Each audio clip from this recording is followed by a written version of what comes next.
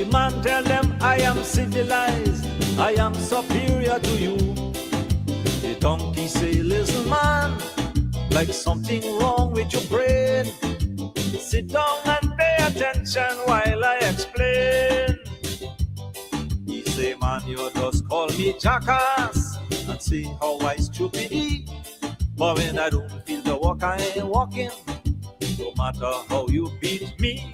But a man will walk and walk and walk till he drop down with heart attack.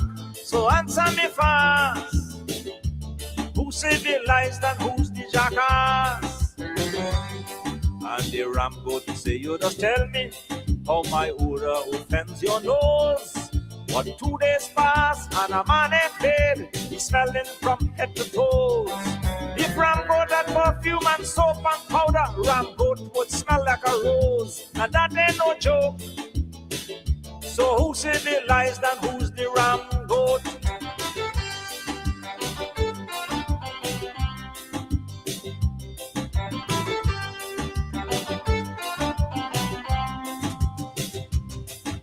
The man say, oh Lord, you crazy, mankind way is the best. Look how I'm wearing me 3-piece suit, me fancy shoes and me vest. And animals do not have motor car, and they do not have TV.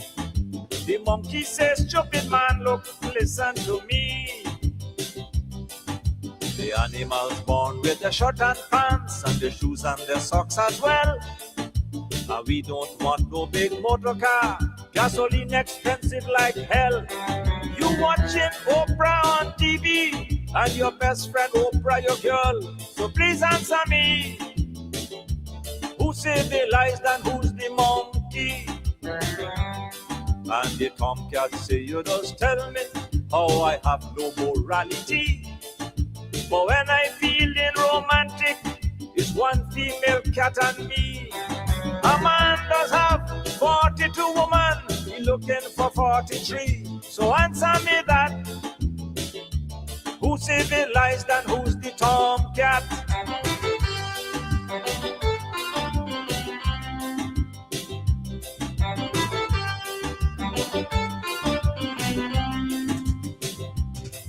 Well, the man getting really excited now, he's shouting out angrily.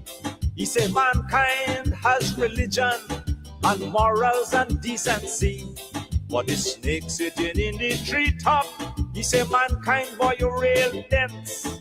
Look how long you living, you still have no common sense. Let me ask you, how come if man so noble, he always robbing another man? Animals live in the jungle for millions of years without one policeman. A man will visit the best friend and hustle his best friend wife. So you see your mistake. Tell me who's civilized and who is the snake? Why stupid?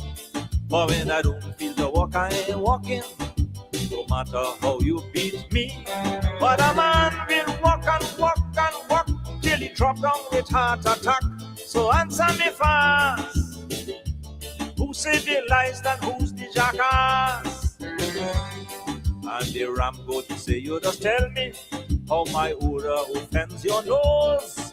But 2 days pass and a man ain't paid, he's smelling from head to toes. If ram goat had perfume and soap and powder, ram goat would smell like a rose. And that ain't no joke. So who's civilized and who's the ram goat?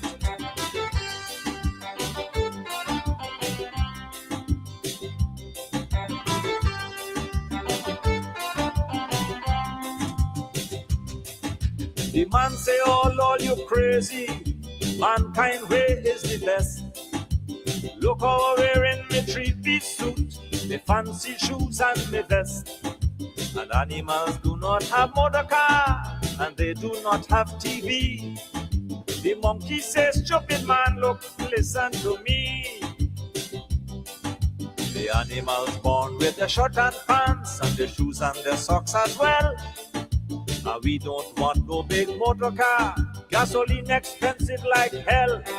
You watching Oprah on TV, and your best friend Oprah your girl. So please answer me, Who civilized and who's the monkey? And the tomcat say, you just tell me how I have no morality. But when I feeling romantic, it's one female cat and me. A man does have 42 women, he looking for 43. So answer me that.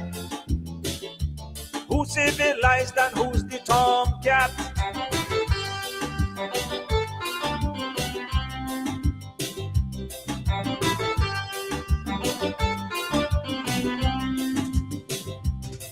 Well, the man getting really excited now. He's shouting out angrily. He say mankind has religion and morals and decency. But the snake sitting in the treetop, he say mankind, boy, you real dense. Look how long you living, you still have no common sense. Let me ask you, how come if man so noble, he always robbing another man? Animals live in the jungle for millions of years without one policeman. A man will visit the best friend and hustle his best friend wife. So you see your mistake. Tell me who's civilized and who is the snake. And the donkey say, man, you foolish. You just go and insure your life. But then the maker decide to call you, pop, the money gone to your wife. You in the cemetery, she and the next man spending all your money. So answer me fast. Who's civilized and who's the jackass? Oh, civilized and who's the jackass? Good evening to you and welcome to Politics 101 on a Friday evening. Dave Martins and the Trade Winds there. Social commentary. Who's civilized and who's the jackass? Oh boy, the price of civilization. The price of civilization. The poetic musical voice drawing our attention to the contradictions of humanity. Please share the link. Please share the link. You all have been a little bit slow in sharing the link. Please share the link and let everyone know we're on. Welcome. Welcome if you're joining us from inside of Guyana, or you join us from outside of Guyana in the Caribbean, in North America. Please share the link. Share the link. Make sure everyone know that we're on tonight. Politics 101 is on a Friday evening. On a Friday evening, please let everyone know. Lots happening as usual in the world of politics, in the world of sports. There is always something happening for us to engage. And so we are going to continue to have our conversation. We're dealing with our country, Guyana. We're dealing with our country, Guyana. And so many people don't know where to turn, what to do next. It's very frustrating to be in Guyana at this time if you are not a supporter of the ruling party. And we have to continue to give strength to ourselves and to continue the struggle. So please share the link. Let everyone know that we have not gone away. We are here continuing we're continuing the conversation. So please let everyone know. Hello to those of you who are in the mining town of Linden. I think it's Linden Carnival this weekend. I think it's also Borbees, New Amsterdam Carnival. So share the link, please do. I can't do it like Sherrod, smash the damn emoji, But share the live. Some people would say share the link, share the live, and the conversation is going to get going shortly. Shortly, we are going to be going. Progress.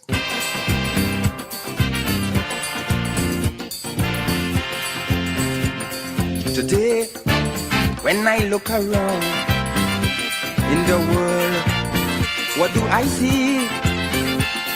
I see footprints that man have left on the sand while walking through times. I see fruits of our ambitions, figments of our imaginations, and I ask myself, when will it end? When will it end? It is plain to see, universally this land is not bountiful as it was, simply because in his quest for success, nothing stands in man's way. All rivers run dry, soon the birds will fly, the mountains will be no longer high. And when I really think of it, I just wonder why, oh why.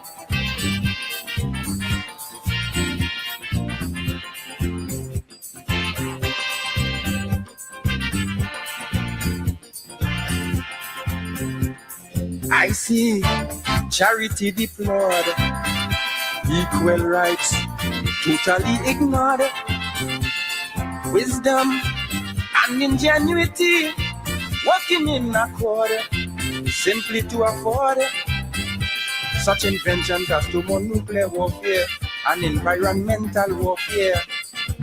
And I wonder now, where do we go from here? Prophets everywhere gaze upon the horizon and declare that judgment will come as the savage hands of unscrupulous men pile everything pass by. Time is running out as we eat and drink, species at the brink of being extinct. And I think no one can deny that the price of progress is high, real high.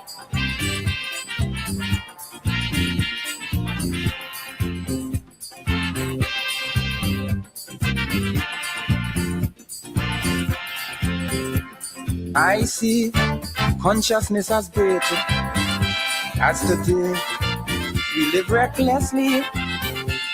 Money make egos inflate and thereby create a turbulent state. I see a struggle between the sexes, new hang-ups and old complexes. Now the question is, right in context, what shall be next? I've already seen this world have come divided between race, color, creed, and class. And some of the things the scripture predict truthfully come to pass. Soil that wouldn't fear, children making children to be a part of this growing mass. And I ask, if this is progress, how long will it last?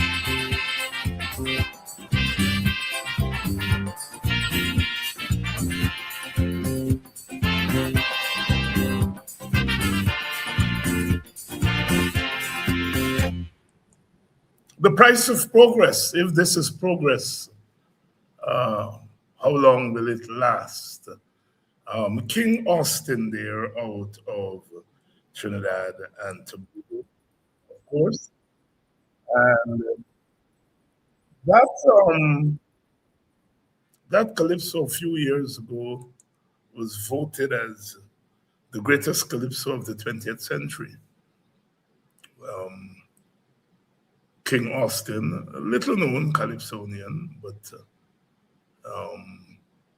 asking what's the price of progress and talking about progress, the degradation of the environment, the degradation of human morals, and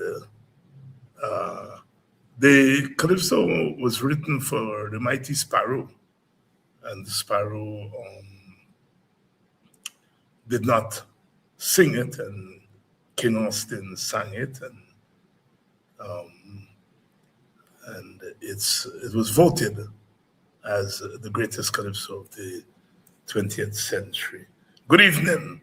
Good evening to all of you. Good evening to my brother Yuri Westmus. Good evening to Andrea. Good evening to, I'm seeing some people over here. Good evening to Yvette. Wherever you're joining us from, pleasant Friday evening to you. Coming to you from Joya and Bob, one of the regulars, one of the owners. Angel, welcome to all of you. The price of progress.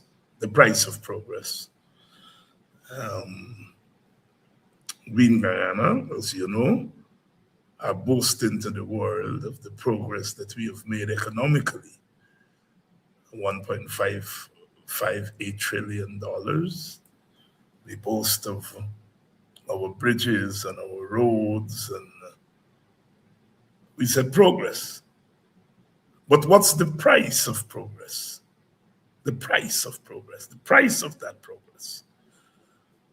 The price of that progress, of course, is runaway corruption. The progress, as we have argued, is premised, is built on corruption. Some may argue another way, and to say one of the outcomes of the progress is this rampant corruption that has become so endemic in the society that it is normalized, if you will. The price of progress. Poverty. The IDB said it's 58%. The government said it's not 58%. But the government is not telling us what is it. If it were 8%, I'm sure the government will say it's not 58, it's 8%. So we have to assume that it's not 8% because the government would be screaming. It is clear that poverty is high, and one can speculate that it's even higher than 58%. So the price of poverty, corruption, the price of poverty, the price of progress, poverty, the price of progress. Look at the violence in the society, violence on the roads. We all know about that.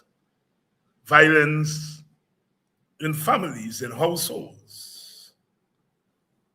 Sometimes one cannot bear to read the newspapers and the senseless murders.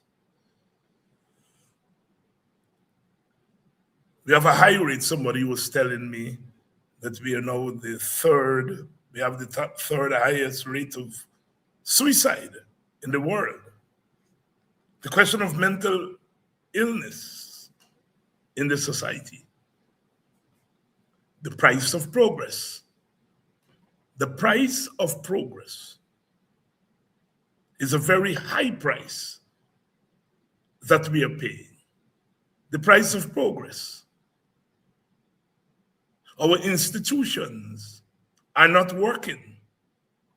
The parliament is being reduced. The National Assembly is reduced to a place where the government goes on campaigns.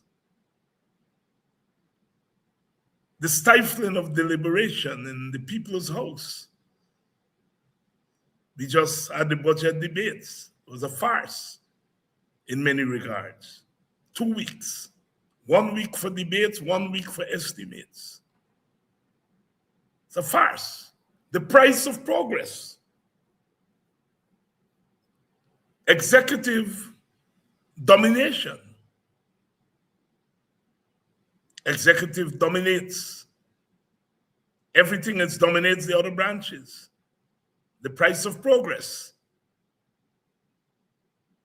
the court system is not allowed to function as it should be. And so when we talk about progress, we're asking, is it really progress? Is there human progress? The price of progress, 50% dropout rate in our high schools, the price of progress, the high prices in the supermarkets and in the markets, they're not coming down. They're not coming down. The price of progress. And so it's understandable that a lot of people are frustrated. People continue to leave our country. The price of progress, low wages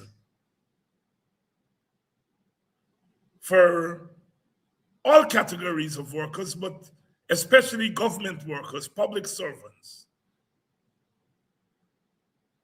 The PPP argues that the public servant, whether it be the government worker, the police, the teachers, that they're not producing anything tangible. They're providing a service, but they're not producing anything tangible, and so they do not deserve high wages. They're not like sugar workers who are cutting cane and producing something tangible. So argues the PPP in justifying why some categories of workers are being paid better than other categories. The police is not producing anything tangible. The soldiers are not producing anything tangible. The clerk at the government ministry is not producing anything tangible. The teacher, the nurse, they are not producing anything tangible. This is the argument of the government. And so their wages are depressed. When they go into the market, the prices are higher for them because they don't take into the market a lot of money. If you earn a lot of money, you go into the market, the prices are not going to be high because you can afford them. But when you can't afford the prices because your salaries, your wages are low, then the price goes up. The price of progress in Guyana. The government said this budget was a people's budget.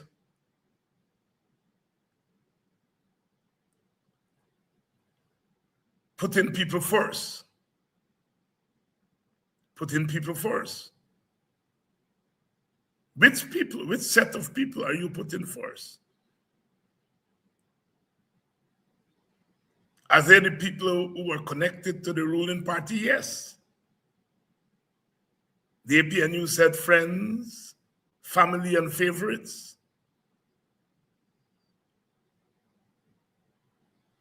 The people who are being put first are not the poor, are not the working people, are not the children, the school children,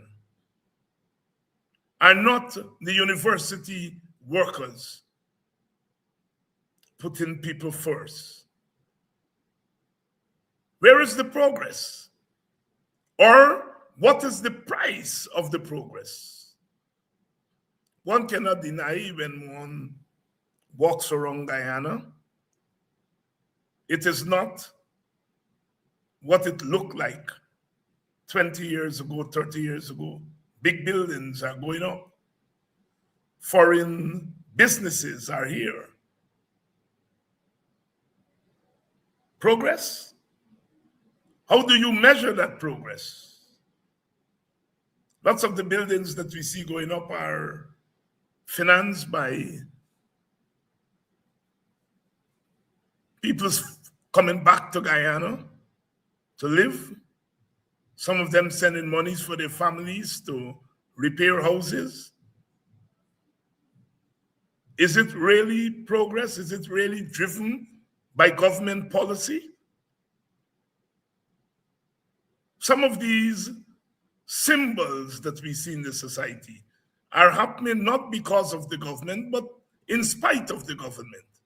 Spite of the government. But the government claims credit for these things. Hospitals, indeed, lots of hospitals. We are told by the Minister of Health that there are services at the hospitals that could be had today that weren't there yesterday, last week, and the year before. And that may be true. But you hear these stories that you go to the public hospital where services are supposed to be free because it's a public hospital. But you have to pay. We hear about doctors who are consultants at the hospitals, and they lure the patients away to their private practice. You go to the public hospitals, and you're told that you have to wait your turn. There may be urgent need for care. And so, in order to get that care quickly, people go to the private hospitals and pay money. So there may be services available at the public hospitals, but people are not able to access those services unless you know somebody. There, you're put in a waiting line. People want urgent care. And they go to the private hospitals where they get it, and they have to pay a lot of money. I know someone who is waiting on an MRI and has been waiting for the last 2 weeks in a line. And she's been told that she can get it done for $66,000 at a private hospital. Minimum wage is $102,000. If you're working for $110,000, $66,000 is more than half of what you earn as a minimum wage worker. Progress? What's the price of progress? The price of progress, King Austin asked, what is the price of progress? Today, when I look around in the world, what do I see? I see footprints that man have left on the sand while walking through times. I see fruits of our ambitions, figments of our imaginations. And I ask myself, when will it end? When will it end? It is plain to see, universally this land is not bountiful as it was. Simply because in his quest for success, nothing stands in man's way. All rivers run dry. Soon the birds will fly, the mountains will be no longer high. And when I really think of it, I just wonder why. Oh, why?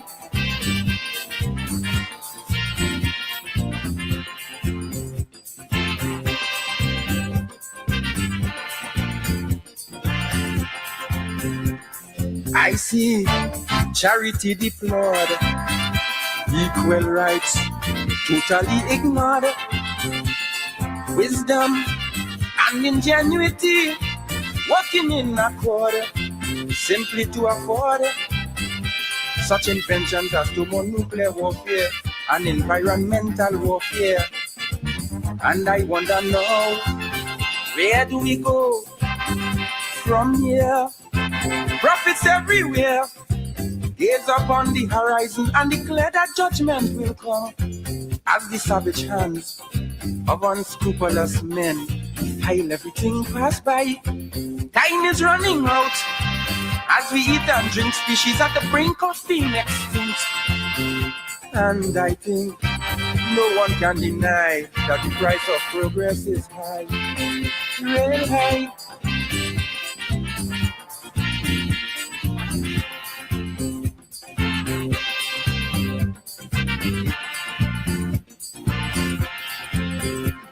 I see consciousness as great as today we live recklessly. Money make egos inflate and thereby create a turbulent state. I see a struggle between the sexes, new hang-ups and old complexes. Now the question is, right in context, what shall be next? I've already seen this world have come divided between race, color, creed, and class. And some of the things the scripture predict truthfully come to pass. Soil that wouldn't fear, children making children to be a part of this growing mass. And I ask, if this is progress, how long will it last?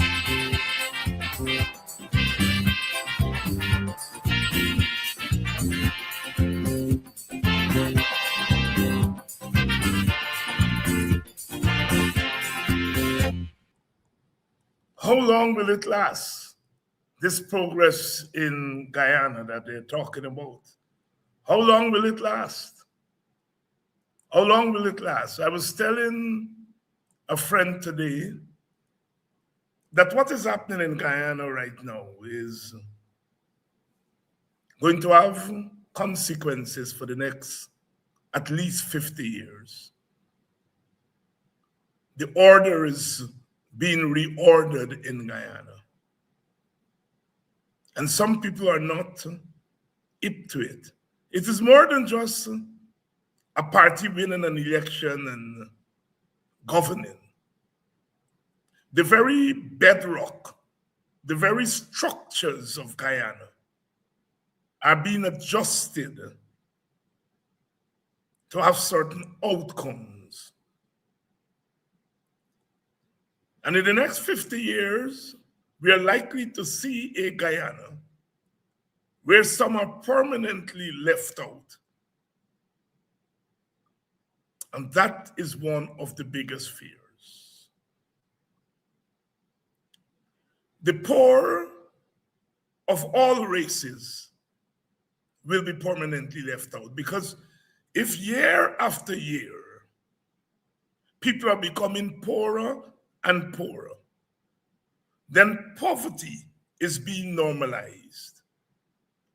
And as we press forward, we are taking that poverty with us into the future. And so in the next 50 years, that poverty will become more institutionalized than it is now. Because that poverty is being institutionalized in the context of plenty, wealth in the society. And that wealth is becoming concentrated more and more in selected sections of the population. So we will have development and underdevelopment going on in the society. And once it becomes institutionalized, then it remains there over a long time.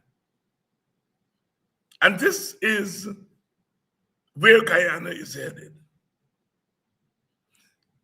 And we think that sections of the population are not up to what is happening. We have a way of minimizing our politics to some small things. Competition between APNU and PPP, competition between WIN and APNU or WIN and PPP. We reduce our politics to Mohammed and Norton and Jack Dio. These are factors. But there is a broader implication of what is happening. And it is that broader implication that we want to alert this society to. I have said on this program often, look at the face of Guyana. Look at the face of Guyana. Look at the ethnic face of Guyana. You hardly see Amerindians on the ethnic face of Guyana. You hardly see Africans on the ethnic face of Guyana. And that is becoming rooted and institutionalized. And so when you come back to Guyana in 50 years' time, we may not recognize the face of Guyana, those of us who are in this time. And that is what, as a society, we have to take note of. Stabroek News is going out of being. Can you imagine a Guyana without the Stabroek News? You have to imagine Guyana with the Stabroek News for 40 years. And now, imagine for the next 40 years, a Guyana without a newspaper that holds government accountable. Just imagine what it is now and what we will do without. They pay the Stabroek News, I think $7 million, and they owe them $100 million. Stabroek News is going out of being. They pay them $7 million.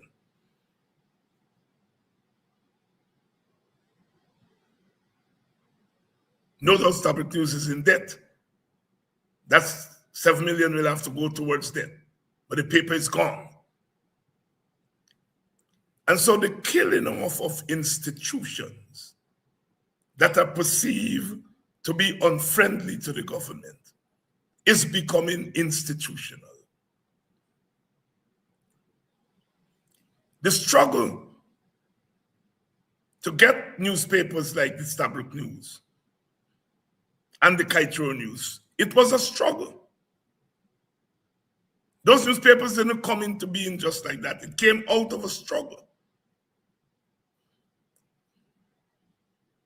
When Desmond Hoy took over from Mr. Burnham, he began to open up some areas that were not opened up under Burnham. And one of those institutions was the independent media. The independent media came with a struggle. Prior to that, the media landscape was dominated by the state media.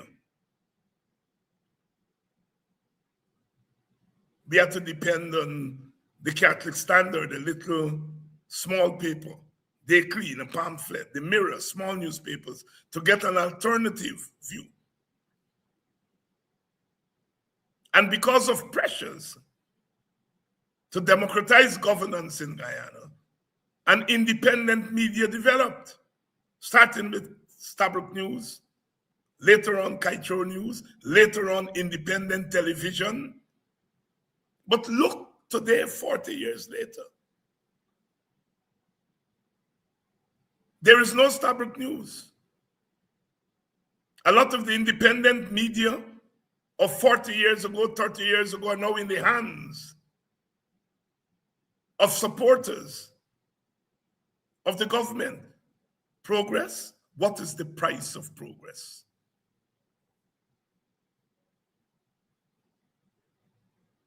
One of the big prices of progress is the going out of being of independent media.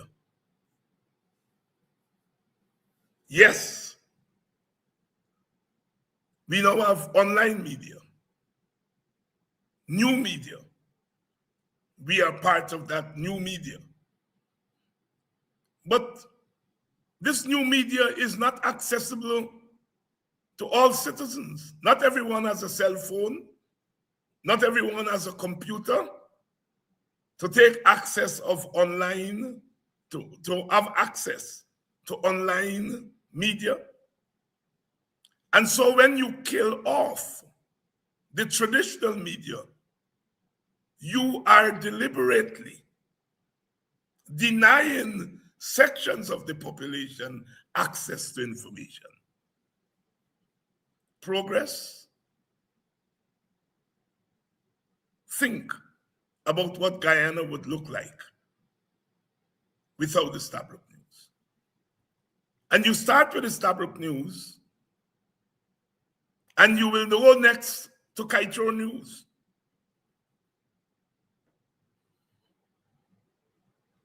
Meanwhile, the Guyana Times, in many regards, is being subsidized by the government. It's private media, but because it is a supporter of the government, it does not face the hard times of the other newspapers. Progress, control of the media landscape, using the purse strings of the government. We do not have a big private sector. And so therefore newspapers cannot survive. Media outlets cannot survive on advertisement by the private sector. The government is the biggest spender in the economy. And so media houses have to depend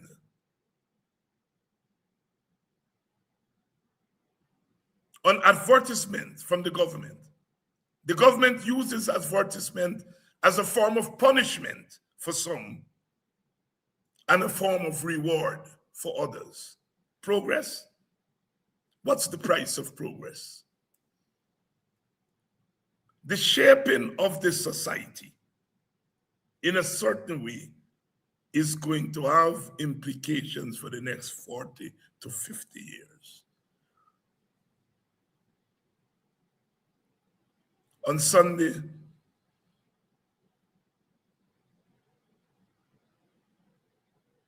Brother Rupert Roepnerine is going to be buried, bringing an end to a life that spanned the last 50 years. A voice.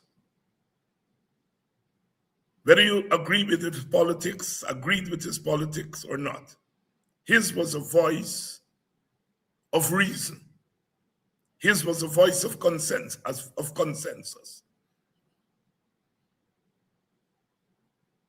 His was a voice of peacemaking. His was a voice of a national consensus.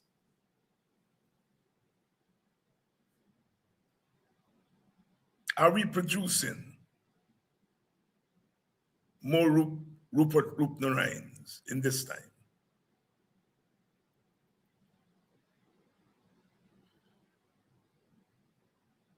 When people like Roepnerine dies, the society is usually comforted by the fact that we are reproducing the brilliance that is gone, the commitment that is gone. We ask ourselves, what is the price of progress? What is the price of progress? Are we producing the kind of consciousness that is needed in this time? What is the price of progress? Sisters and brothers, as we move into the era of the petrol state, the era of plenty money, do we have the national collective consciousness to deal with these demands?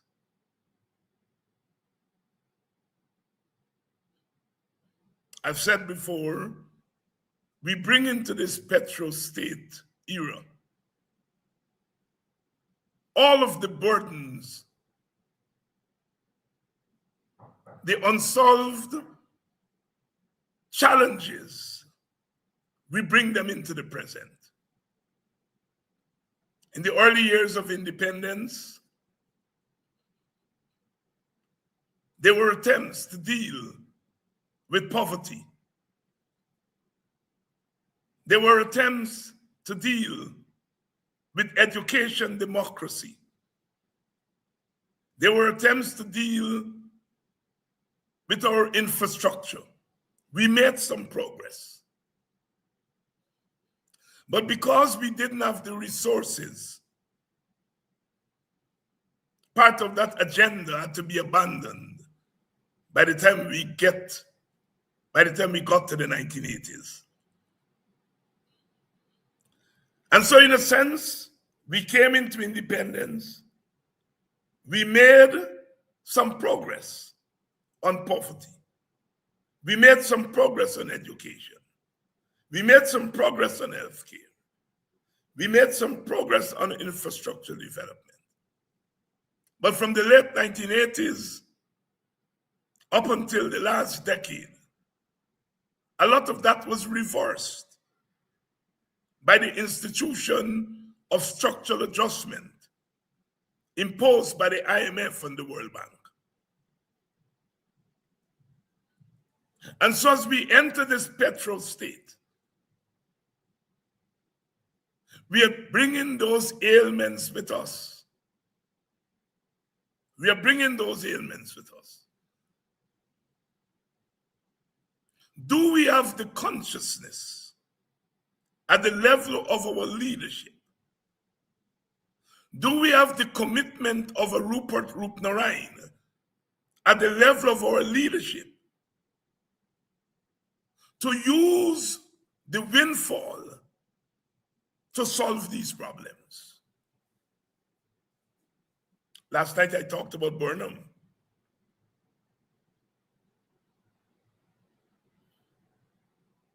And I expressed my discomfort, not with the criticisms of Burnham and Burnham's generation of Caribbean leaders.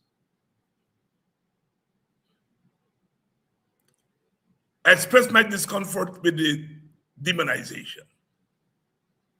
And I made the point last night that we are doing something very dangerous.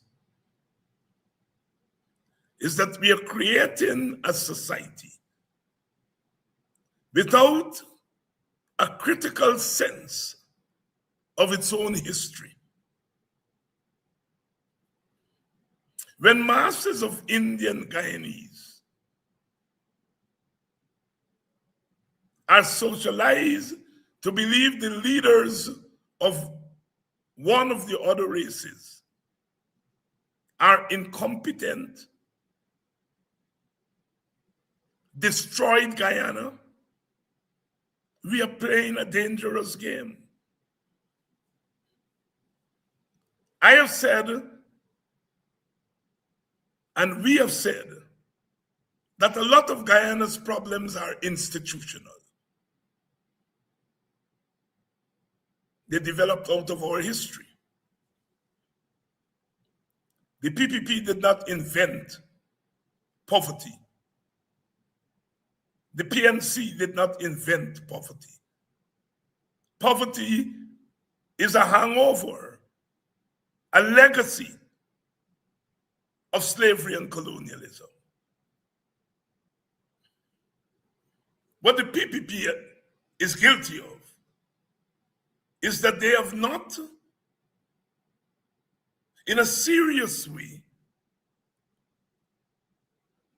they are not attempting to deal with poverty as a structural problem.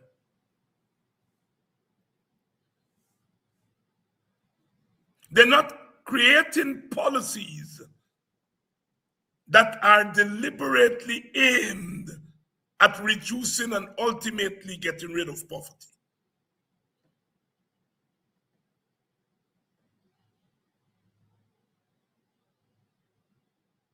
You throw a handout here, a cash grant there, you're giving people some spending money. You're not giving them an opportunity to deal with poverty. We have put proposals on the table. We are arguing, and we have argued for a universal basic income. That is, ensure that all Guyanese, adult Guyanese, are guaranteed a basic income, so that what you earn at the workplace is on top of that basic income. That if you happen to be unemployed, you still have that basic income to hold you over.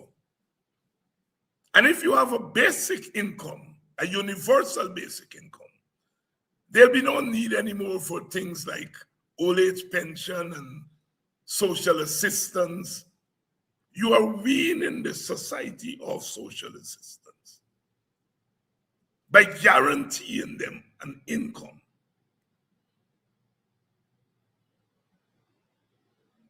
You're giving them a share of the wealth. If you take 20% of the wealth, 30% of the wealth, put it towards a basic income. Then all this little money that you're throwing around and saying is 40 billion for this handout because we care. If you care, you will make sure that each citizen of working age is guaranteed that income. And you can start going down that road by having a structured cash transfer, not cash grant. Transfer. You take a percentage of the wealth that is coming in, and you give it to citizens as a share, their share of the windfall. And as you increase that transfer, you decrease social assistance. So the things like old age pension eventually would be phased out, because all people will have a basic income. So we have put this proposal on the table. We say start with a cash transfer. Professor Clive Thomas, start with a cash transfer. Make it law, so that it's not at the whims and fancy of the government. Tie it to school attendance. You get this transfer, you send your children to school. You're beginning to deal with the question of school dropout, because there's no an incentive for parents to send their children to school. There's an incentive for parents to take their children to the health center for regular checkups.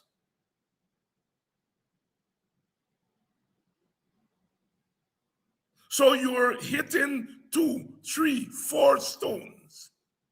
You're guaranteeing people an income. You're tackling the problem of school dropout. You're tackling the problem of poor health care. You're improving the wages, so you're tackling the question of wages. And in the process of tackling the question of better wages, you're tackling the problem of cost of living. That is how you do policy. That is how you make progress.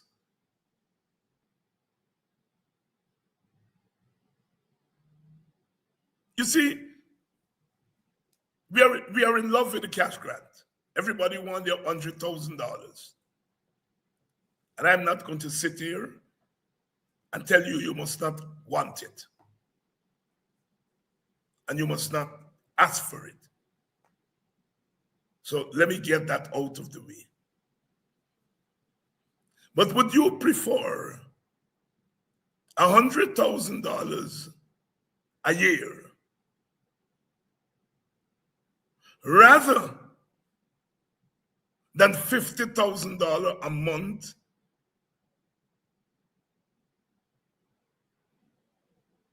or $200,000 per household or $1 million per household per year?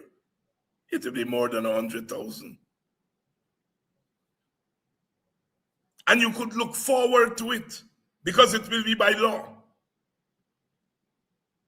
So what the government is doing is that it is getting us hooked on these little big, because we care at 10,000, at 20,000, 100,000. And these things do not lead to economic and social outcomes, but they lead to political outcomes. I don't like the PPP, but I'm going to vote for them because I want $100,000.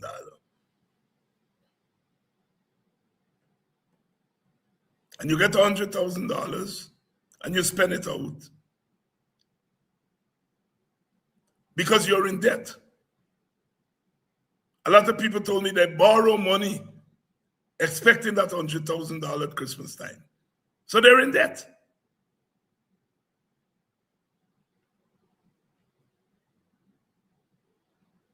Real progress is when you recognize the problems in the society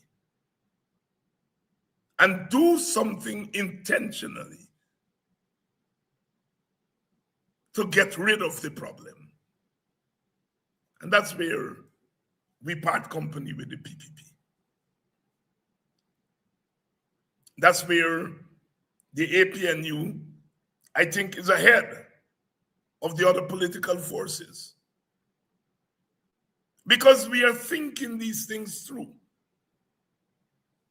We in the Working People's Alliance have been dealing with these problems for decades and making proposals.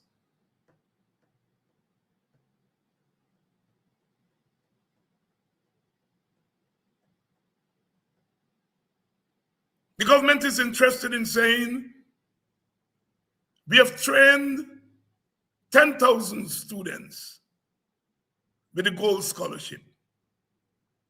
And when you speak to those students, a lot of them are teachers, they tell you they go and do a master's through the gold program. And they're expecting to get a big raise on their salary, $20,000. I was speaking to a doctor, medical doctor, a couple of nights ago, a friend of mine. And this doctor was telling me that after training, upgrading her skills, she ended up with a $20,000 raise on her salary. So while the government takes credit for making these scholarships available, the people are not benefiting materially from these scholarships.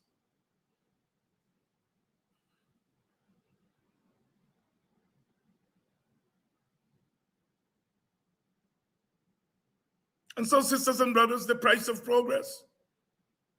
What is the price of progress? This government has not shown a willingness and perhaps an ability to correct the chronic problems in the society, to allow real progress to occur, to allow real progress to occur. Many people say, you want to talk your country down. I want to talk my country up. I'm proud of my country. I'm proud to be a Guyanese, proud to be a West Indian.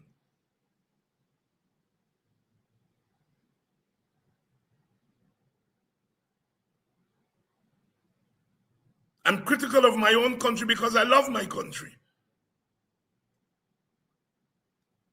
If I didn't love my country, I wouldn't care. I care because I love my country. And I'm critical because I care.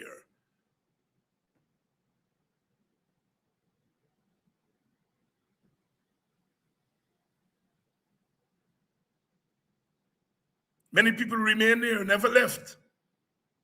Some left and came back because they care for their country, because they love their country. But when you look at the direction in which they're taking our country, you ask, what is their plan? What is their plan? There must be a plan. Because these people are not stupid. I don't think these people say, I am deliberately setting out to raise the level of poverty. I don't think so. But they have a master plan. And the success of that master plan means that they have to impoverish sections of the population. That, I think, is what we are facing.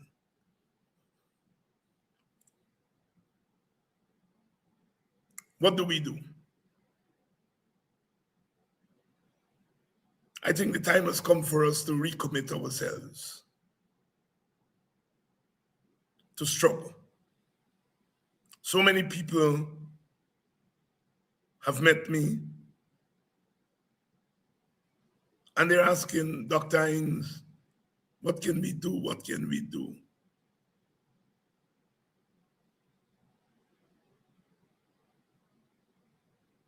There is always something to be done, says C.L.R. James. There's always something to do. Organize ourselves. It was so heartening last week, Friday, to see the very good turnout at the street parliament by the APNU at Stabroek Market. Some people felt that people would not have shown up because they're frustrated. People show up. Organize. We have to organize. We have to organize. And we have to continue to believe that an alternative Guyana is possible. We can't give up the struggle. That's what they want us to do. That is part of the master plan. That is what they want us to do. To give up. To give up.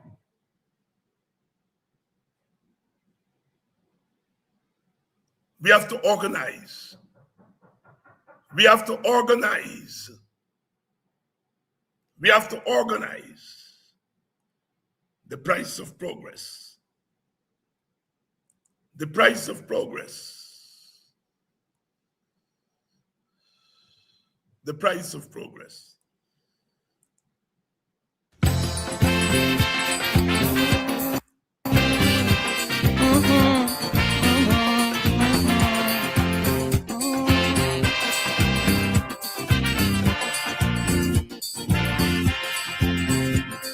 Today, when I look around in the world, what do I see?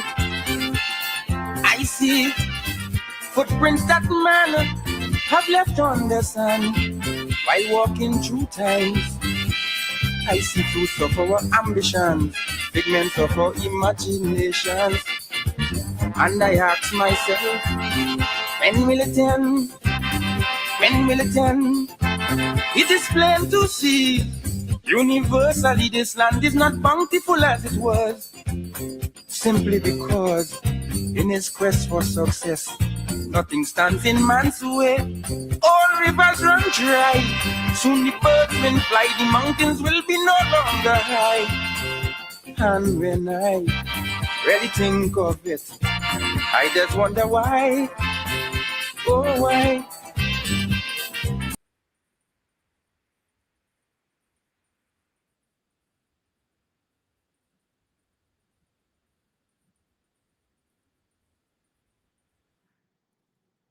As I said, we are going to bury Dr. Roop Narayan on Sunday. What can we do to keep alive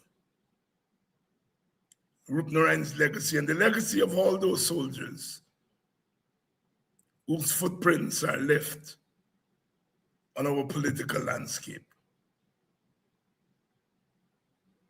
Join the struggle. Join the struggle. Pick up the baton. Often we want somebody else to do it for us. Not everyone can be on the front lines, but there are ways of contributing to the struggle other than being on the front lines. Join something. Call the APNU, call the WPA, ask how you can help. This government is getting away with a lot of stuff because a lot of people have opted out of the struggle in an active way, become activists again.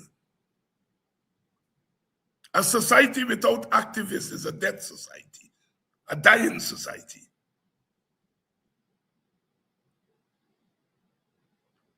And think about what 40 years from now is going to look like if we do not alter the master plan.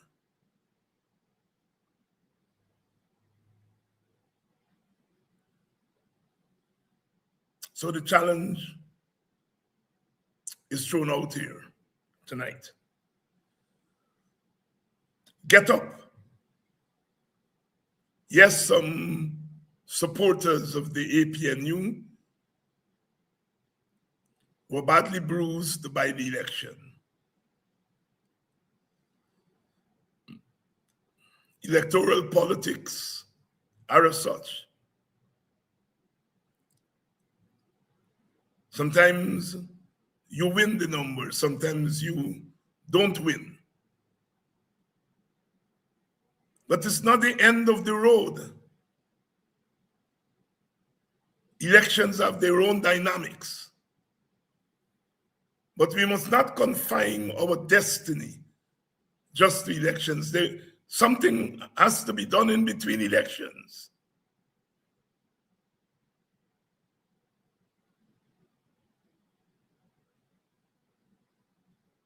Organize. Organize. Get into the struggle. Don't leave it just to the leaders. Don't leave it just to some people.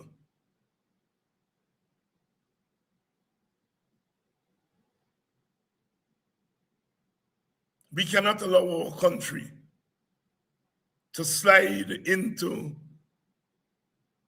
a place where some get and others don't get. Some are free and others are not free. We have to deal with the problem of governance. And power concedes nothing without a demand. Frederick Douglass said that. We have to demand. Sometimes you demand with your voice. Other times you demand with your feet, marching along the streets, forcing the government to respond. That is how you democratize a society. Manna doesn't fall from the sky when it comes to power. Power is a very seductive thing. Those who hold power want to keep holding on to it forever. And they're not going to do anything. I remember remarking to a PPP minister years ago who was threatening to lock Roop Narayan and myself up. And I said, you know, we are all in this struggle together. And rather than trying to lock up me and Roop Narayan, you should be using your power to protect Roop Narayan and myself from being locked up. And that minister looked at me coldly. It was at the National Parliament buildings. He looked at me and said, you are in the opposition now. I am in power now. And I have to do what power expects me to do. Cold as that. Power is seductive. And the only way power concedes anything is when you demand it.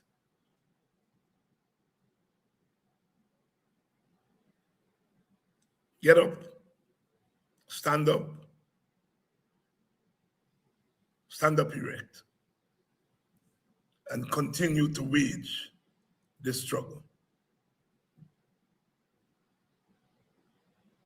Without struggle, there is no progress. Without struggle, there is no progress.